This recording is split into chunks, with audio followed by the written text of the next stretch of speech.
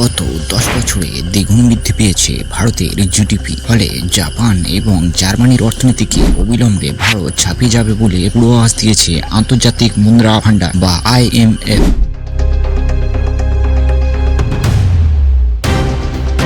আর্থিক বৃদ্ধির হারে মাইল ফলক ছিল ভারত 10 বছরে দ্বিগুণ হয়েছে মোট অভ্যন্তরীণ উৎপাদন বা গ্রস ডোমেস্টিক প্রোডাক্ট। 2015 সালে দেশের আর্থিক বৃদ্ধির পরিমাণ ছিল $2.1 লক্ষ কোটি।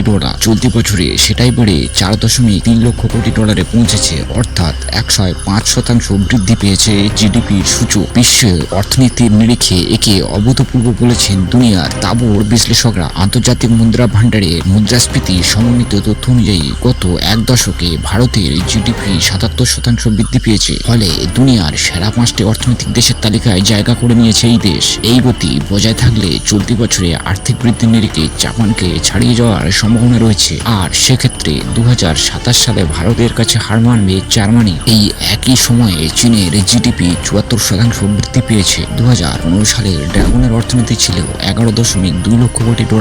এবছরে সেটা বেড়ে $19.5 লক্ষ কোটি পৌঁছেছে। 2020 সালে কোভিড অতিমারি শুরু হলেও আর্থিক চ্যালেঞ্জের মুখে পড়ে বেজিংয়ের আর্থিক বৃদ্ধির সূচক। একটা সময়ে অবশ্য জিডিপির নিরিখে মার্কিন যুক্তরাষ্ট্রকেও চীন ছাড়িয়ে যাবে বলে মনে করেছিলেন অনেকে। অন্যদিকে বিশ্বের বৃহত্তম অর্থনীতির দেশ হিসেবে নিজের অবস্থান ধরে রেখেছে আমেরিকা। 2015 সালে $23.7 লক্ষ কোটি দাঁড়িয়েছিল যুক্তরাষ্ট্রের জিডিপি। এবছর সেটাই বেড়ে $30.3 লক্ষ কোটি হয়েছে, অর্থাৎ 10 বছরে 28% বৃদ্ধি পেয়েছে মার্কিন অর্থনীতি।